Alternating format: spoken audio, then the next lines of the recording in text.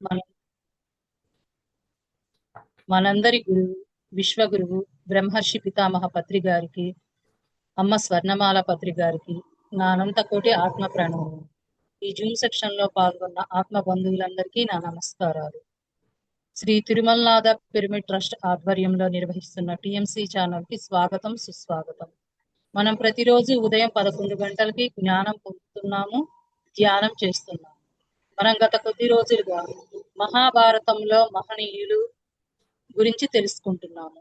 అందులో భాగంగా ఈరోజు తమ జ్ఞానాన్ని అందించడానికి నాగమల్లేశ్వరమ్మ గారు సిద్ధంగా ఉన్నారు. Welcome ma'am, welcome to the section. నమస్తే మేడం, స్టార్ట్ చేస్తున్నాం. నమస్తే.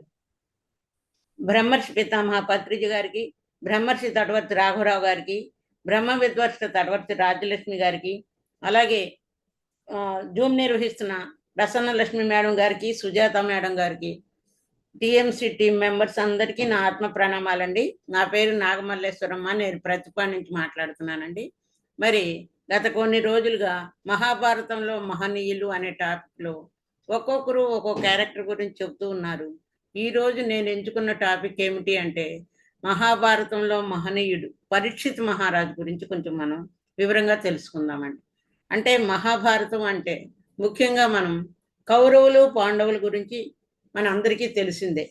మరి కౌరవులకు తండ్రి ధృతరాష్ట్రుడు, పాండవులకు తండ్రి పాండురాజు. మరి ధృతరాష్ట్రుడికి 100 మంది కుమారులు కౌరవులు, పాండురాజుకి 5 కుమారులు, ధర్మరాజు, అర్జునుడు, భీముడు, నకులుడు, సహదేవుడు. మరి వాళ్ళల్లో అర్జునుడి కుమారుడు అభిమన్యుడు. అభిమన్యుడు కుమారుడే ఈరోజు మనం తెలుసుకోబోయే పరీక్షిత్ మహారాజు అండి. మరి ఇంత గొప్ప మహారాజు పరీక్షిత్ మహారాజు ఎంతో ధర్మప్రభువు. ఆయన గురించి కొంచెం తెలుసుకుందాం. మరి పరీక్షిత్ మహారాజు చరిత్ర మహాభారతంలో చాలా ముఖ్యమైనదండి. అంటే అభిమన్యుని కుమారుడు, మరియు అర్జునుడికి మనోడు, అలాగే పాండవులకి మనోడు. మరి ఉత్తర గర్భంలో అశ్వత్థామ ప్రయోగించిన శిరోన బ్రహ్మాస్త్ర ప్రయోగం వల్ల మరణించిన పరీక్షితుని శ్రీకృష్ణుడు పునర్జీవింపజేశాడు. ఇక్కడ మరి అభిమన్యుణ్ణి, మరి పరీక్షిత్ మహారాజు తండ్రి అభిమన్యుణ్ణి పద్మవ్యూహంలో మరి కౌరవులు అధర్మంగా వధించారండి. అభిమన్యుణ్ణి అధర్మంగా వధించారు కౌరవులు. అధర్మంగా వధించేటప్పటికే ఉత్తర గర్భవతిగా ఉందండి. ఉత్తర గర్భవతిగా ఉంటే మరి అప్పుడు పాండవుల తర్వాత భారతదేశాన్ని పాలించిన రాజు ఎవరు అంటే అర్జునుని మనోడైన అభిమన్యుని కుమారుడు. అతని తల్లి ఉత్తర. మరి తల్లి గర్భంలో ఉన్నప్పుడే మరి ఏం చేశాడు, మరి మహాభారత యుద్ధం అయిపోయే రోజు, లాస్ట్ రోజుకి వచ్చింది. దుర్యోధనుడు కూడా మరణించాడు. అశ్వత్థామ, ద్రోణాచార్యుడి కుమారుడు అశ్వత్థామ క్రోధంతో పాండవులను సంహరించాలని మరి ఉప పాండవుల్ని చంపి తన బ్రహ్మశిరోనామ అస్త్రాన్ని ఉత్తర గర్భంలో ఉన్న మరి అభిమన్యుడిపై ప్రయోగించాడటండి. మరి దాని మూలంగా కలిగిన బాధకు ఉత్తర ఓర్వలేక శ్రీకృష్ణుని ప్రార్థించిందట. ప్రార్థిస్తే అతని కరుణ వల్ల బాధ నివారణై శిశువుగా ఉన్న పరీక్షితుడు బ్రతికాడండి. మరి ఉత్తరుని కూతురు ఇరావతిని వివాహం చేసుకున్నాడండి. ఇతని కుమారుడే జనమేజయుడు. మరి దుర్యోధనుడు కూడా నేల కోరికిన తర్వాత మరి అశ్వత్థామ మరి ఇద్దరికి, అర్జునుడికి పరస్పరం బ్రహ్మాస్త్రాలు ప్రయోగించుకున్నారు. మరి మహర్షులందరూ, మహాత్ములందరూ వచ్చి ఈ బ్రహ్మాస్త్రాలు ప్రయోగిస్తే సృష్టి నాశనం అవుతుందని ఎంతో మరి ఉపసంహరించుకోమని ప్రాధేయపడితే అప్పుడు అర్జునుడు తన బ్రహ్మాస్త్రాన్ని ఉపసంహరించుకున్నాడు. కానీ అశ్వత్థామకు ఉపసంహరించుకునే విద్య తెలియదు. అశ్వత్థామకు ఉపసంహరించుకునే విద్య తెలియక ఏం చేశాడు, అపాండవమగుగా కాని మరలించాడండి. అంటే పాండవుల వారసులంతా మరణించుగాక అని అశ్వత్థామ మరి ఆ బ్రహ్మశిరోనామాస్త్రాన్ని ప్రయోగించాడండి. ప్రయోగిస్తే అప్పుడు కృష్ణుడు ఏమన్నాడంటే, ఒకరిని నేను కాపాడగలను అన్నాడు. అంటే అప్పుడు కృష్ణుడు ఏం చేశాడు? మాట ఇచ్చి తల్లి కడుపులో ఉన్న పరిస్థితిని తన యోగమాయ శక్తితో మరి చిన్న రూపుడై మరి అంగుష్ట రూపుడయ్యాడటండి. కృష్ణుడు ఎలా ఉన్నాడు? చతుర్భుజాలతో శంఖ చక్ర గదా కౌముది మొదలగు అస్త్రాలు ధరించి మరి పిండ రూపుడై ఉన్న బాలుని చుట్టూ తిరిగి కాపాడుతున్నాడట. అంటే అప్పుడు మరి ఆ పరీక్షితుడు మరి చాలా పరీక్షగా చూస్తున్నాడట. మరి ఆ కృష్ణుడు ఎలా ఉన్నాడు? శంఖచక్ర గదాద కౌముది మొదలుగు అస్త్రాలు ధరించున్నాడట. అలా తిరుగుతున్నప్పుడు ఆ బాలుడు అలా ఉన్న కృష్ణుని చూసి, ఎవరు ఇతను? ఇలా శంఖచక్ర గదా కౌముది మొదలగు అస్త్రాలు ధరించాడు, పట్టు పీతాంబరాలు ధరించాడు, మరి కిరీటంతో వెలిగిపోతున్న చుట్టూ తిరుగుతున్నాడు అనుకున్నాడట ఆ బాలుడు. అని తల్లి గర్భంలోనే పరమాత్మను పరీక్షగా చూశాడటండి. పరీక్షగా చూస్తే అతను మరి జన్మించిన తర్వాత తన దగ్గరకు వచ్చిన వారందరినీ పరీక్షగా చూసేవాడట. పరీక్షగా చూస్తుంటే అప్పుడు కృష్ణుడు రాగానే నేను గర్భంలో చూసింది ఈ కృష్ణ భగవానుణ్ణి అని తెలుసుకున్నాడు. అంటే అందరినీ పరీక్షగా చూస్తున్నాడని పరీక్షితుడు అని నామకరణం చేశారటండి. అంటే ఇక్కడ మనం పరీక్షిత మహారాజు గురించి ఇంకా చెప్పుకోవాలంటే ఆయన ఎంతో ధర్మపరుడు, ధర్మరాజులాగా ధర్మంగా పరిపాలించాడట ఆ పరీక్షిత్ మహారాజు. మరి కొంచెం మరి పెద్ద అయ్యే సమయానికి పాండవులు వెళ్ళిపోయారటండి. వెళ్ళిపోయిన తర్వాత మహర్షులు అందరూ మీ తాతలు చాలా గొప్పవారు, ఆయన మరి శ్రీకృష్ణ భగవానుడి రథసారథిగా ఉండి మీ తాతలకు సహాయం చేశాడు, అందరూ ఎంతో మహాత్ములందరూ పొగుడుతూ మరి ఈ పరీక్షిత్ మహారాజుకు చెప్తూ ఉండేవాళ్ళట. అప్పుడు చాలా ఆనందపడేవాడట. నా తాతలు ఇంత గొప్పవాళ్ళ, నేను అంత ధర్మంగా పరిపాలించాలి రాజ్యాన్ని అని. ఎంతో రాజ్యాన్ని అద్భుతంగా ధర్మంగా పరిపాలించేవాడట. ఎప్పుడు యాగాలు యజ్ఞాలు ఎప్పుడు నిరంతరం చేస్తూనే ఉండేవాడట. అలాగే అందరికీ మరి సంతోషంగా సుఖ సంతోషాలతో రాజ్యం అంతా సుభిక్షంగా ఉండాలని యజ్ఞయాగాదులు చేసేవాడట.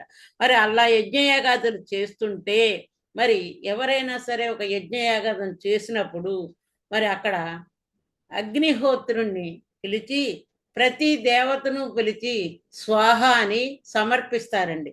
స్వాహ అని సమర్పిస్తారు.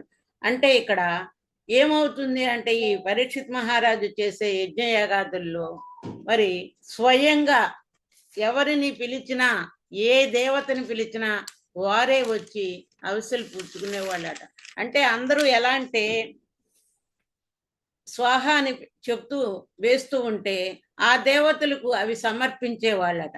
విచిత్రం ఏమిటంటే పరీక్షిత్ మహారాజు అగ్నిముఖంగా కాకుండా మరి చంద్రుణ్ణి పిలిస్తే చంద్రుడు వచ్చేవాడట, వరుణుణ్ణి పిలిస్తే వరుణుడు వచ్చేవాడట, ఇంద్రుడు వచ్చేవాళ్ళట.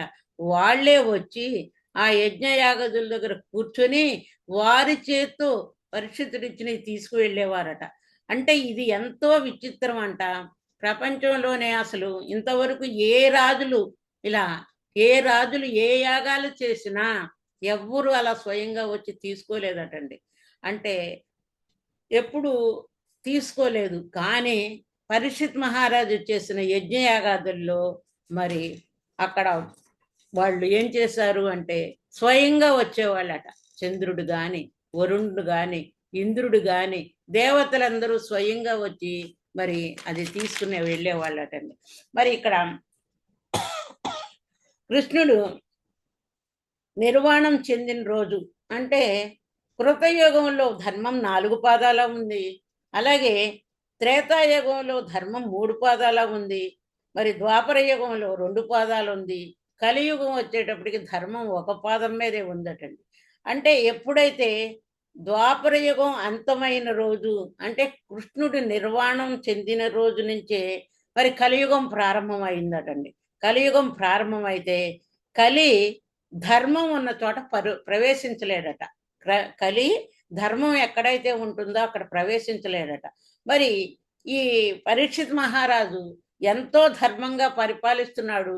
మరి నన్ను కలి అడుగుతాడట, నన్ను భగవంతుడు సృష్టించాడు, సృష్టించినప్పుడు నా ప్రభావాన్ని నేను చూపించాలి కదా, మరి కలి నేను ప్రవేశించడానికి నువ్వు ధర్మంగా ఉంటే నేను ప్రవేశించలేను అని ప్రశ్నించినప్పుడు, అక్కడ కలి ప్రవేశించినప్పుడు భూమాత ఏడ్చిందట.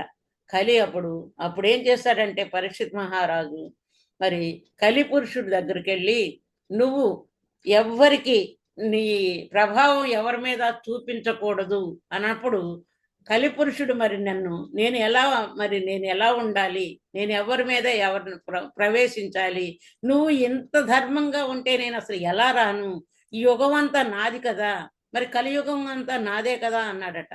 సరే, కానీ నువ్వు ఇందులోకి రావాలి అంటే, మరి కలి ప్రవేశించాలి అంటే మరి ఏం చెయ్యాలి, మరి పంచమహాపాపాలు ఎవరు చేస్తారో వారిలోకి నువ్వు వెళ్ళాలి అన్నాడటండి. శ్రీకృష్ణ భగవానుడు భగవద్గీతలో చెప్పాడండి పంచమహాపాపాల గురించి. పంచమహాపాపాలు ఏమిటి అంటే అహింస, మరి దొంగతనం, వ్యభిచారం, జోదం, మద్యపానం. ఈ 5 పంచమహాపాపాలుగా భగవద్గీతలో చెప్పాడు. ఈ 5 ఎవరైతే చేస్తారో వాళ్ళల్లో నువ్వు కలి ప్రవేశించవచ్చు. అంటే అధర్మం ఉన్న చోట నువ్వు హింస ఎక్కడ జరుగుతుందో అక్కడ ప్రవేశించాలి. అలాగే మరి వ్యభిచారం జరుగుతున్న చోట, జోదం ఆడుతున్న చోట, అలాగే మద్యపానం జరుగుతున్న చోట, మరి దొంగతనం జరుగుతున్న చోట నువ్వు ప్రవేశించవచ్చు అని 5 స్థానాలు ఇచ్చాడట కలిపురుషుడికి. ఎవరు? పరీక్షిత్ మహారాజ్ అండి. అంటే హింస, దొంగతనం, వ్యభిచారం, మద్యపానం ఏ ఒక్కటి ఎవరిలో ఉన్నా నువ్వు ప్రవేశించు అని చెప్పాడటండి. అక్కడ ప్రవేశించు అని చెబితే మరి చూడండి, లోకంలో మనం ఇప్పుడు ఈ మార్గంలోకి వచ్చాక మరి ఈ 5 మహాపాపాలు చాలా తప్పని రోజు ధ్యాన ప్రచారంలో మనం చేస్తున్నప్పుడు మరి దాని ద్వారా ఎంత నష్టపోతున్నారు అనేది వాళ్ళకి తెలియట్లేదు. అంటే ఏ జీవిని హింసించినా ఆ భగవంతుణ్ణి హింసించినట్టే. చిన్న చేప పిల్లకు కూడా అపకారం తగలకూడదు, అది ఆత్మస్వరూపమే అని ఎప్పుడైతే పితామహ పత్రిజీ గారు భూమి మీదకి వచ్చారో, అన్ని జీవులను రక్షించడానికే నేను భూమి మీదకి వచ్చాను అని, మరి మనం ఎలా అయితే భూమి మీద పాఠాలు నేర్చుకోవటానికి, అనుభవాలు పొందటానికి వచ్చామో, అవి కూడా పాఠాలు నేర్చుకోవడానికి, అనుభవాలు పొందటానికే వచ్చాయి అని మరి సద్గురు మన జీవితంలోకి వచ్చారండి. ఇది పూర్వజన్మ సుకృతం వల్ల అలాంటి గురువుని మరి పొందిన మనం ఏ జీవిని హింసించకూడదని, మనం ఏ జీవిని హింసించకుండా, మాంసభక్షణ చేయకుండా, ఎదుటివారు కూడా చేయకూడదని ఎంతో మందికి మనం ఈరోజు చెప్పగలుగుతున్నాం. అంటే ఇక్కడ ఎక్కడ హింస జరిగితే అక్కడ కలి ప్రవేశిస్తాడని అక్కడ పరీక్షిత్ మహారాజ్ చెప్పాడండి. అలాగే మరి చూడండి, జోదం ఎన్నో రకాలుగా జోదం ఆడుతున్నారు. మరి కోళ్ల పందాలని, ఎద్దుల పందాలని, మరి రాజకీయం బెట్టింగ్లని, ఇలాగే ఎన్నో పొటేళ్ల పందాలని, గుర్రం పందాలని, మరి అలా పందాలు ఆడిన చోట ఏమవుతున్నారు, మరి ఆ కుటుంబాలు రోడ్డు పాలై భార్య పిల్లలు రోడ్డును పడాల్సి వస్తుంది. అలాగే మద్యపానం మరి వాళ్ళు ఆ మద్యపానం చేయటం వలన ఆరోగ్యం పాడైపోవటమే కాకుండా ఎంతో బాధపడాల్సి వస్తుంది అని కూడా ఎంత చెప్పినా వాళ్ళకి అర్థం కావటం లేదు. దొంగతనం అలాగే ఇలా ఈ పంచమహాపాపాలు ఎవరైతే చేస్తారో వాళ్ళకి కలి పురుషుడు వాళ్ళల్లో ప్రవేశిస్తాడు. మరి కలి ప్రవేశిస్తే వాళ్ళు మరి నాశనం అయిపోతూనే ఉంటారు. 5 లేకుండా ఎవరైతే ధర్మంగా ఉంటారో వారిని నువ్వు ఏమీ చెయ్యలేవు, ఏమీ చెయ్యకూడదు అని కూడా ఆజ్ఞాపించాడట పరీక్షిత్ మహారాజు.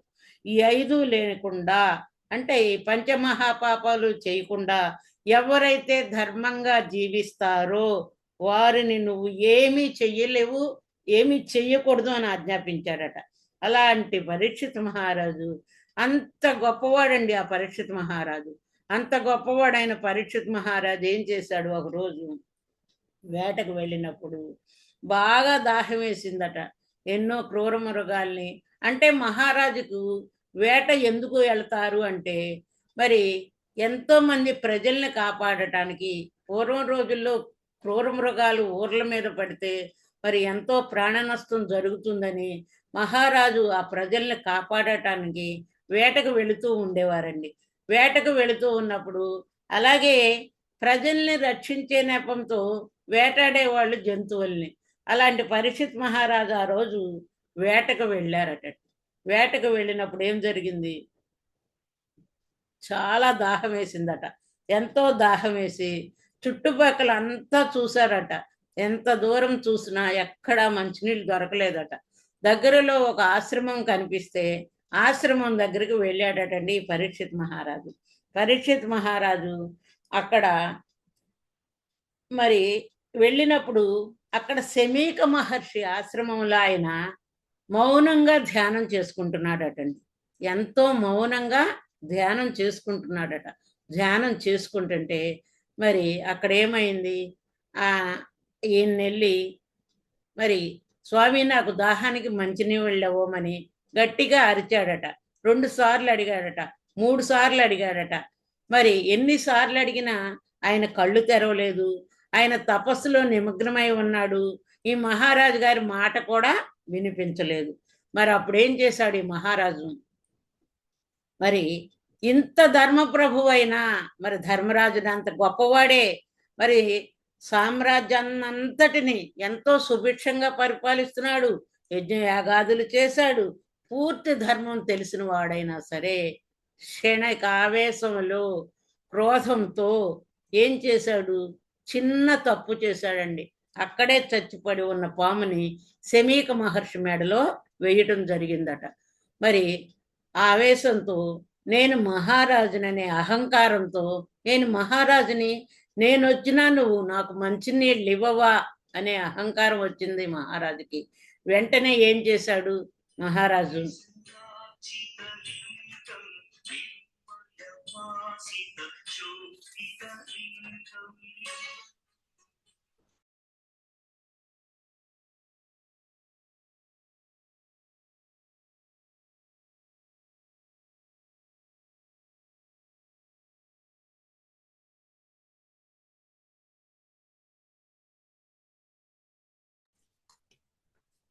క్రోధావేశంతో ఏం చేశాడు? మహారాజుని నన్ను గౌరవించలేదు, నాకు మంచినీళ్ళు ఇవ్వలేదు అనే కోపంతో ఏం చేశాడు? మరి ఆ పాముని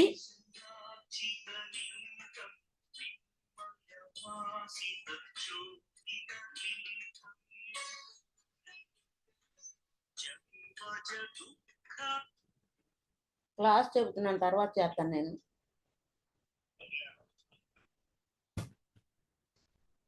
మహారాజు కోపంతో మరి ఆయన మెడలో శమీక్ మహర్షి మెడలో పామును వేయటం వల్ల మరి అంత క్రోధంతో ఆయన పాముని మెడలో వేసి వెళ్ళిపోవడం జరిగిందండి.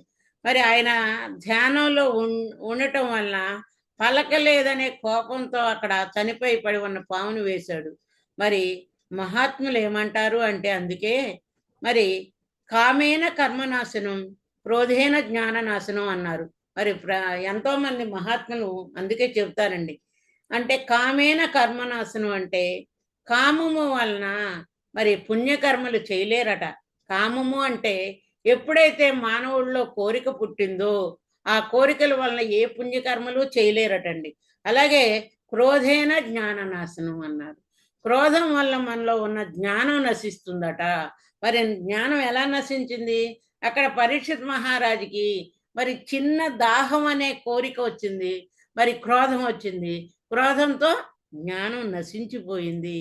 అందుకే క్రోధం వల్ల బుద్ధి నశించి మరి మాయకు వశమైపోయాడండి. మాయకు వశమైపోయి క్షణం కూడా ఆలోచించలేకపోయాడు. ఏమని? అవతల వ్యక్తి ధ్యానంలో ఉన్నాడే, ఎలా మాట్లాడతాడు, ఎలా మంచినీళ్ళు ఇస్తాడు అన్న విచక్షణ జ్ఞానాన్ని కోల్పోయాడండి. చూడండి, ఒక్కటి మరి దాహం అనే కోరిక వలన ఏమైంది? క్రోధం వచ్చింది, తీరలేదని. ఆ కోరిక లేదని ఆ కోరిక తీరలేని క్రోధం వచ్చింది. క్రోధం వల్ల బుద్ధి నశించింది. బుద్ధి నశించటం వల్ల మాయకు వశమయ్యాడు. మాయకు వశం అవటం వల్ల ఆయన ధ్యానంలో ఉన్నాడని కూడా గ్రహించలేకపోయాడు. అలా తన విచక్షణ జ్ఞానాన్ని కోల్పోవలసి వచ్చింది. ఇక్కడ మనం గమనించవలసింది ఏమిటి అంటే, కోరిక చిన్నదైనా నాకు కలిగితే విచక్షణ జ్ఞానం కోల్పోయే స్థితి వస్తుంది. చూడండి, మనకు కోరిక వలనే అది తీరనప్పుడు విచక్షణ జ్ఞానం కోల్పోవలసి వస్తుంది అనేది ఇక్కడ మనం గ్రహించాలి. అందుకే పత్రిజీ గారు కూడా ఏమని చెబుతారు, కోరిక ఈజ్ ఈక్వల్ దుఃఖము అని చెప్పారండి. అంటే విచక్షణ జ్ఞానం కోల్పోవటం వల్ల మరి కోపం వలన క్రోధం, ఇలా ఒక్కొక్కటి పెరిగి బుద్ధి నశించి మరి చేయకూడని పనులు చేసినప్పుడు దుఃఖమే వస్తుంది. మరి ఆయన ధ్యానంలోనే కూర్చొని ఉన్నాడండి. మరి ఇక్కడ ఏమైంది, ఆశ్రమంలో ఉన్న మునికుమారులు ఇది చూశారండి. చూసి ఏం చేశారు అంటే, ఆ మునికుమారులు పరుగున వెళ్ళారట. మరి ఈ శమీక మహర్షి కుమారుడు శృంగి మహర్షి మరి అరణ్యంలో ఉన్నాడట. అక్కడికి వెళ్ళి ఒక మహారాజు వచ్చి మీ తండ్రి గారి మెడలో చచ్చిపోయిన పామును వేశాడు అని కుమారుడికి చెప్పారటండి. శృంగి మహర్షి వచ్చాడు. వచ్చి తండ్రి గారిని చూశాడు. తండ్రి మెడలో భుజం మీద చచ్చిన పాము పడుంది. మరి వెంటనే ఆవేశం వచ్చింది. ఎందుకు వచ్చింది, నా తండ్రి ఎవ్వరికి అపకారం చేయడు, ఏ మహారాజు దగ్గరికి వెళ్ళి ఏ దానాలు తీసుకోలేదు, ఆయన ఎప్పుడూ అంతర్దృష్టితోనే ఉంటాడు, ఎప్పుడూ ధ్యాన ముద్రలోనే ఉన్నాడు. మరి ఆ మహారాజు దగ్గర ఏమన్నా యాచించాడా, మా తండ్రి ఏ తప్పు చేశాడని పాముని మెడలో వెయ్యాలని ఆవేశంతో ఏం చేశాడు అంటే, మరి వెంటనే ఆ మహారాజుకు శాపం ఇచ్చాడట. ఏ పామునైతే నా తండ్రి మెడలో వేశాడు 7 రోజుల్లో తక్షశిల అనే పాముతో మరణించుగాక అని శాపం పెట్టాడటండి. ఇక్కడ మరి ఆ శాపం పెట్టగానే తర్వాత తండ్రి మెడలో నుంచి ఆ పాముని తీసేసి తండ్రిని ధ్యాన ముద్రలో నుంచి లేపాడట. లేపేటప్పటికి తండ్రి లేచి అసలు ఎంతో ఈ విషయం తెలిసి ఎంతో బాధపడ్డాడట. వేసింది దివ్య దృష్టితో చూసి, పరీక్షిత్ మహారాజు వేశాడే, ఆ పరీక్షిత్ మహారాజుకి ఇంతటి శాపం పెట్టావే, నీ శాపాన్ని ఉపసంహరించుకోవటానికి కూడా వీలు కాదే, నువ్వు పెట్టిన శాపాన్ని అనుభవించాలి. మరి ఎంత గొప్పవాడు అనుకున్నావు, ఆయన పాండవుల మనవడు, ఆయన యజ్ఞయాగాదులు చేశాడు, ప్రజలు సుభిక్షంగా ఉండేటట్లు చేశాడు, ఈ రాజ్యాన్ని పరిపాలించే మహారాజుకి ఇంతటి శాపాన్ని ఎందుకు ఇచ్చావు ఆయన అని మరి కుమారుడిని అనేటప్పటికి కుమారుడు కూడా చాలా బాధపడ్డాడట. అప్పుడు వెంటనే ఏం చేశాడంటే శమీక మహర్షి తన ఆశ్రమంలో ఉన్న ఒక శిష్యుణ్ణి మరి ఎక్కడికి, పరీక్షిత్ మహారాజు దగ్గరికి పంపించి, ఇలా పరీక్షిత్ మహారాజు కుమారుడు మీకు శాపం పెట్టారు, మీరు 7 రోజుల్లో మరణిస్తారు అని చెప్పడం జరిగిందటండి. అప్పుడు ఆయన ఎక్కడ విచారంలో ఎలా ఉన్నాడు, నేను ఇంత ధర్మంగా పరిపాలించే నాకు ఎందుకు ఆవేశం వచ్చింది, నేను ఎందుకు అలాంటి తప్పు చేశాను అని ఎంతో బాధపడుతూ ఎంతో మంది ఋషుల్ని పిలిపించాడట ఆయన. మరి విశ్వామిత్రుడు, వశిష్ఠుడు, అందరూ ఋషులు వచ్చారట. అందరూ ఋషులు వచ్చి మరి నా పాపానికి ప్రాయశ్చిత్తం లేదా అని ఎంతో మందిని అడుగుతూ ఉన్నాడట. అడుగుతూ ఉన్న సమయంలో 16 ఏళ్ల వయసులో ఉన్న సుఖ మహర్షి వచ్చాడట. ఆయన దిగంబరంగానే ఉన్నాడట. అంటే సుఖ మహర్షి అంటే ఒకసారి ఆయన దారిన వెళుతూ ఉంటే కొంతమంది కన్యలు స్నానం చేస్తూ ఉన్నారట. స్నానం చేస్తూ ఉంటే సుఖ మహర్షి వెళుతుంటే ఆ కన్యలు అలాగే వివస్త్రలుగానే వెళ్ళి ఆయన పాదాలకు నమస్కరించారంట. అంటే సుఖ మహర్షి అంటే ఎలాంటి వాడు అంటే, పూర్ణ జ్ఞానం పొంది బ్రహ్మస్థాయిలో పరబ్రహ్మ స్థితిలో ఉన్నవాడు, నిరంతరం బ్రహ్మస్థితిలో ఉన్నవాడు. తర్వాత కొంతసేపటికి ఆ తండ్రి గారైన వేదవ్యాస మహర్షి వస్తే బట్టలు కట్టుకొని వెళ్ళి మరి వాళ్ళు ఆ స్త్రీలు నమస్కారం చేశారట. అంటే తండ్రి కంటే మరి గొప్పవాడు ఈ సుఖ మహర్షి. ఈ సుఖ మహర్షి తండ్రి దగ్గరే భాగవతాన్ని అంతా నేర్చుకున్నాడట. మరి ఎప్పుడైతే అప్పుడు ఈ సుఖ మహర్షిని అడిగారట, మరి ఇంత శాపానికి గురయ్యాను, నాకు ప్రాయశ్చిత్తం లేదా, నాకు మోక్షం పొందే మార్గం లేదా, 7 రోజుల్లో నేను మరణిస్తాను అన్నారండి. మరి చూడండి 7 రోజుల్లో మరణిస్తాననగానే మరి అంత ధర్మప్రభువు కూడా ఎంతో బాధపడుతూ నేను మోక్షం పొందే మార్గం లేదా అని ఎంతో బాధపడుతుంటే అప్పుడు సుఖమహర్షి చెప్పాడట, ఏమని, నీకు ఒక కథ చెప్తాను విను. పూర్వకాలంలో ఖట్వాంగుడు అనే మహారాజు ఉన్నాడు. ఆ ఖట్వాంగుడు అనే మహారాజు ఎంతో గొప్ప బలవంతుడు. మరి దేవతలకు రాక్షసులకు యుద్ధం జరుగుతున్నప్పుడు మరి ఆ ఖట్వాంగుడు ఒకసారి దేవతలు ప్రార్థించగా భూలోకం నుంచి ఖట్వాంగుడు వెళ్ళి వాళ్ళని మరి యుద్ధంలో అవతల రాక్షసుల్ని జయించాడట. ఆ ఖట్వాంగ మహారాజు జయించి దేవతల్ని కాపాడాడట.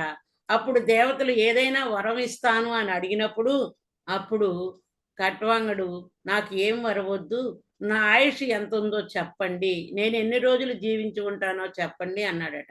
అప్పుడు నీ ఆయుష్ 2 గడియలు మాత్రమే ఉంది అని చెప్పారటండి. అప్పుడు 2 గడియల ఆయుష్ ఉంటే వెంటనే ఖట్వాంగుడు రథంలో వాయువేగంతో భూలోకానికి వచ్చి వెంటనే తన ఆస్తులు రాజ్యాలు అన్నీ అప్పగించేసి భగవన్నామ స్మరణలో అలాగే కూర్చుండిపోయాడట. భగవన్నామ స్మరణలో కూర్చుండిపోయి ఆ పరమాత్మ ధ్యానంలో ఉంటూ మోక్షాన్ని పొందాడటండి.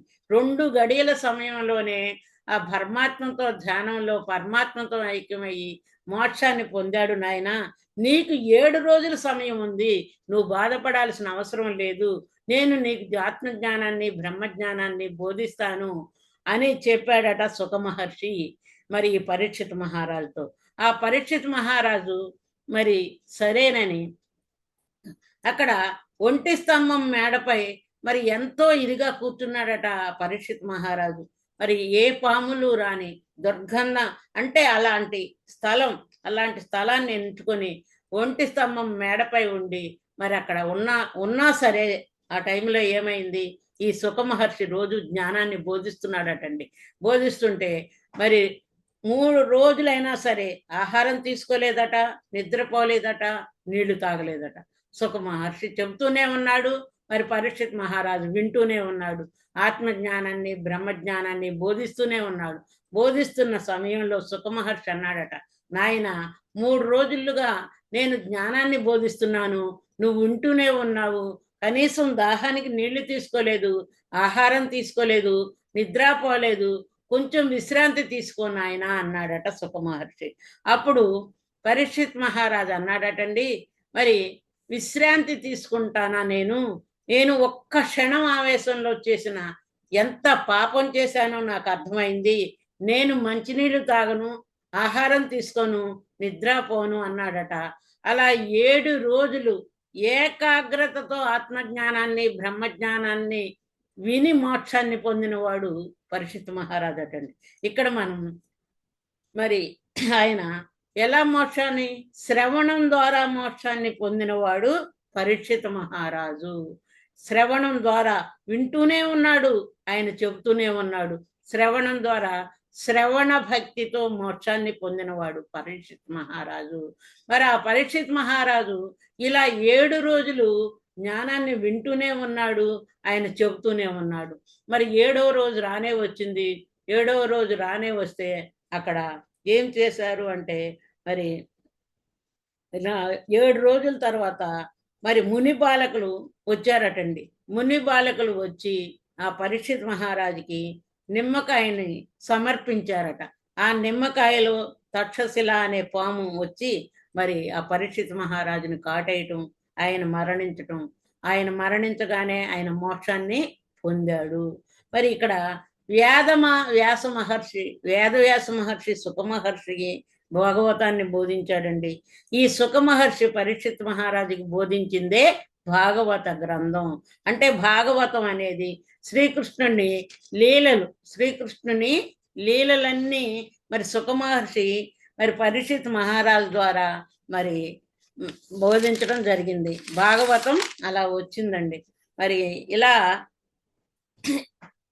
నేను చేసిన పాపానికి మరి ప్రక్షాళన ఉండాలి కదా అని ఎంతో మంది పండితులను అడగటం వల్ల ఈ సుఖమహర్షి ఆ 7 రోజులు జ్ఞానాన్ని బోధించి ఆయన మోక్షాన్ని పొందేటట్లు చేశాడండి. ఇక్కడ ఈ పరీక్షిత్ మహారాజు కథ ద్వారా ఏం తెలుసుకోవాలి అంటే మొట్టమొదటిది ఆయన ఎలా అయితే ధర్మంగా జీవించాడో మనం కూడా ధర్మం తప్పకుండా జీవించాలనే ఒక పాఠం నేర్చుకోవాలి. ధర్మం తప్పకుండా జీవిస్తే ఆయన చేసిన యాగానికి మరి చంద్రుడు, వరుణుడు, ఇంద్రుడు, సమస్త దేవతలు వచ్చి ఆ యాగంలో వచ్చి ఆయన సమర్పించినవి సొంతగా స్వయాన తీసుకువెళ్ళారు అనేది మనకు అర్థమవుతుంది. ధర్మంగా జీవించినప్పుడే నేను సత్యాన్ని ఆశ్రయించగలను. మరి ప్రాపంచిక జీవితంలో మనం ఎంత ధర్మంగా ఉంటున్నాం అనేది ఎప్పటికప్పుడు విచారణ చేసుకోవాలి. అసలు ప్రతి జీవిని రక్షించటమే ధర్మం అని మనకు పత్రిజీ గారు బోధించారు. దీనికి మనం ఆయన చెప్పింది ఏమిటి పత్రిజీ గారు? మరి హింస చూడో హంస పకడో అని చెప్పారండి. నువ్వు ఎప్పుడైతే హింసను వదులుతావో, హంసని పట్టుకున్నప్పుడే నువ్వు సత్యాన్ని ఆశ్రయించాలంటే ధర్మంగా జీవించాలి అని చెప్పారు. ఇక మనం ధర్మంగా జీవించాలనే పాఠమే కాకుండా రెండోది ఏం నేర్చుకోవాలి? క్షణిక ఆవేశంతో. ఇప్పుడు చూడండి, ప్రతి ఒక్కరికి మరి మనసుతో పాటు ఈ మనసుకి 4 అంతఃకరణాలు ఉన్నాయి. మనసుకి 4 అంతఃకరణాలు ఏమిటి? మనసు, బుద్ధి, చిత్తము, అహంకారం. మరి ఈ శ్వాస మీద ధ్యాస ద్వారా చిత్తవృత్తులు నిరోధించుకోవాలని చెప్పారు. మరి చిత్తవృత్తులు నిరోధించుకోవటం అంటే ఏ ఆలోచన లేని స్థితిలోనే మనం మరి విశ్వమయ ప్రాణశక్తిని తీసుకోగలం అని మనకు పత్రిజీ గారు బోధించడం జరిగింది. అలాగే ఈ మనసుతో పాటు అరిషడ్వర్గాలతో ఈ మనసు బలంగా తయారైందండి. ఈ మనసు అరిషడ్వర్గాలతో బలంగా తయారైంది. మరి ఈ అరిషడ్వర్గాల్లో మొట్టమొదటిది మరి ఏమైంది? కోరిక. ఈ కోరిక ఏమని కోరిక? అక్కడ పరీక్షిత్ మహారాజుకి దాహం అనే కోరిక చిన్నదే. కోరిక చాలా చిన్నది. ఎవరైనా మరి దాహం వేసినప్పుడు నీళ్లు తాగుతాం కదండి, చాలా చిన్న కోరికే. ఆ చిన్న కోరిక తీరనందుకే మరి ఆయనకి క్రోధం వచ్చిందండి. మరి చిన్న కోరిక తీరనందుకే క్రోధం రావటం వల్లే అంత శాపానికి గురయ్యాడు. మనం కూడా చూడండి, చిన్న విషయానికి అప్పటి వరకు ఎంతో మౌనంగా, ఎంతో సహనంగా, ఎంతో ఓర్పుగా ఉన్న వాళ్ళమే చిన్న విషయంలో క్రోధానికి గురవుతాము. అంటే ఏ వస్తువైనా కావాలనుకున్నప్పుడు ఆ కోరిక తీరనప్పుడు క్రోధం వస్తుంది. క్రోధం రాగానే విచక్షణ జ్ఞానం కోల్పోతాము. విచక్షణ జ్ఞానం కోల్పోవటం వలన ఏమవుతుంది? మరి సంసారంలో మరి సమస్యలు అయ్యే, సంసారం నరకంగా తయారవుతుంది.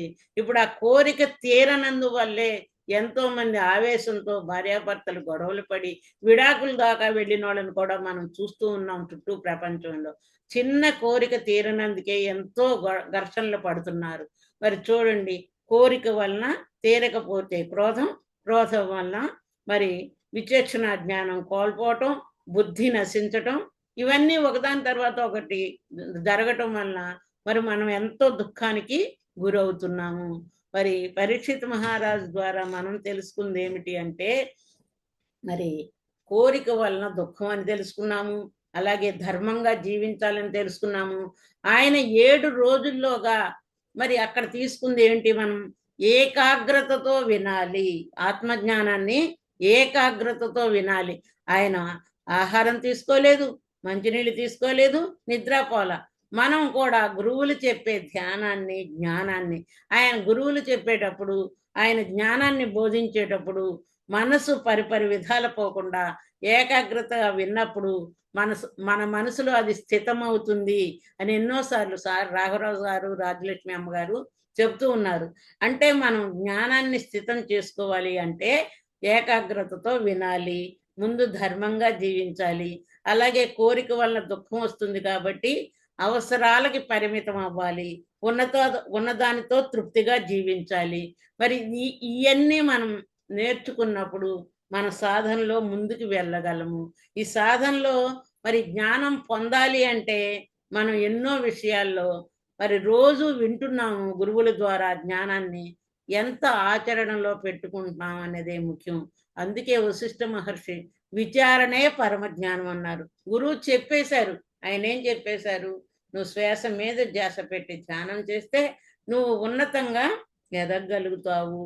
మరి నీలో లోపాలన్నీ సరి చేసుకోవాలి అని చెప్పారు.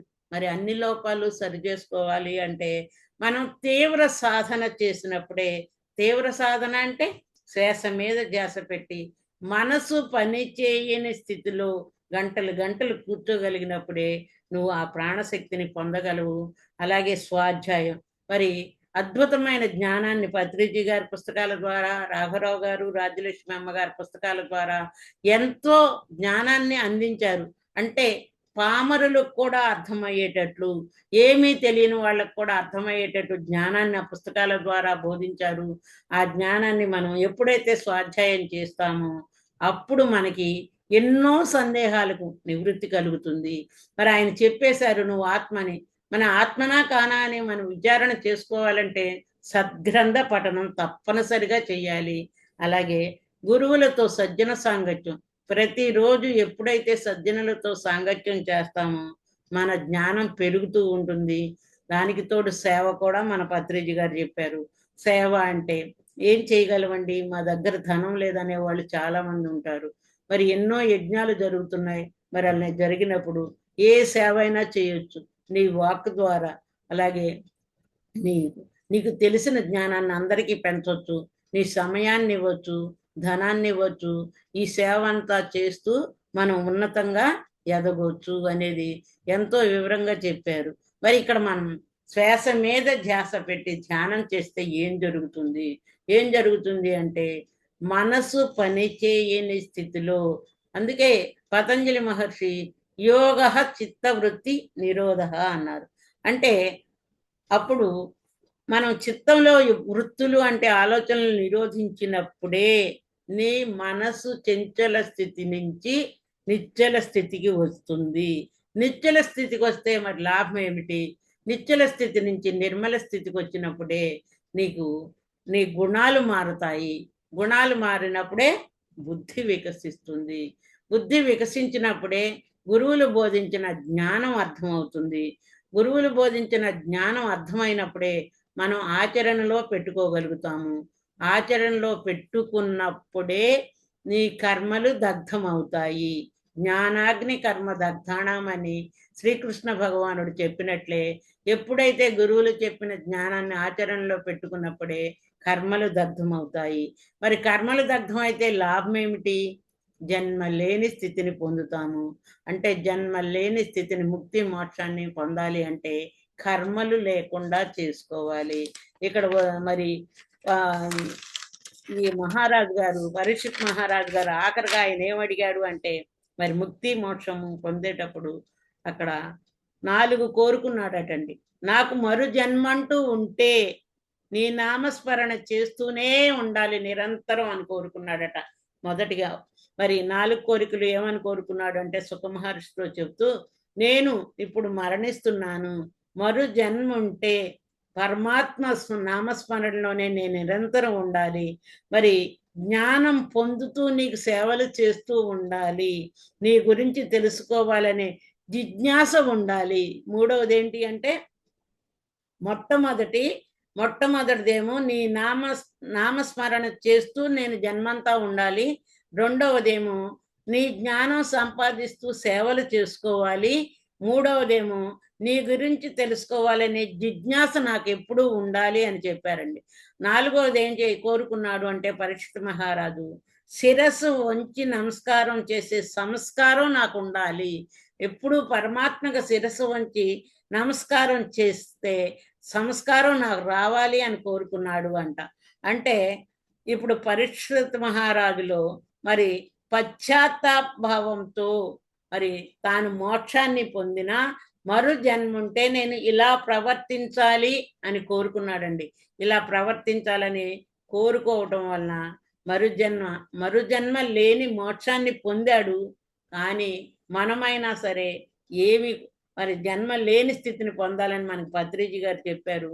జన్మ లేని స్థితిని పొందలేకపోయినా మరు జన్మ మరి శ్రీమంతుల్లో ఇళ్లల్లో కానీ లేకుంటే మరి నిత్యం నిరంతరం ధ్యాన స్థితి ఉండే యోగుల ఇళ్లలో కానీ జన్మనిస్తానని కృష్ణ భగవానుడే భగవద్గీతలో చెప్పడం జరిగిందండి. మరి ఇంతటి గొప్ప జ్ఞానాన్ని అందించిన గురువులకు మరి వేల వేల కోటి నమస్కారాలండి. ఇంతటి జ్ఞానాన్ని అందించిన బ్రహ్మర్షి పితామహ పత్రిజీ గారికి, బ్రహ్మర్షి తర్వర్తి రాఘవరావు గారికి, బ్రహ్మ విద్వర్షి తర్వర్తి రాజలక్ష్మి గారికి, అలాగే జూమ్ నిర్వహిస్తున్న సుజాత మేడం గారికి, ప్రసన్నలక్ష్మి మేడం గారికి, టిఎంసి గ్రూప్ అందరికీ, జూమ్ లో పాల్గొన్న మాస్టర్స్ అందరికీ నా ధన్యవాదాలు madam. Thank you madam. Thank you. Madam, thank you for your wonderful knowledge madam. Thank you. ఒక చిన్న అనౌన్స్మెంట్. ఈ రోజు నుంచి 1వ తారీఖు దాకా తిరుమలనాథ పిరమిడ్ మహాక్షేత్రంలో సప్త ఋషుల జ్ఞానం అందించబడుతుంది. ధ్యానం ప్రతిరోజు 7 గంటలు జరుగుతుంది. అవకాశం ఉన్న ప్రతి ఒక్కళ్ళు ఈ అవకాశాన్ని వినియోగించుకోగలరు. మీకు తెలిసిన వాళ్ళందరికీ ఈ ఇన్ఫర్మేషన్ మీ వాట్సాప్లో అందించగలరు. Thank you.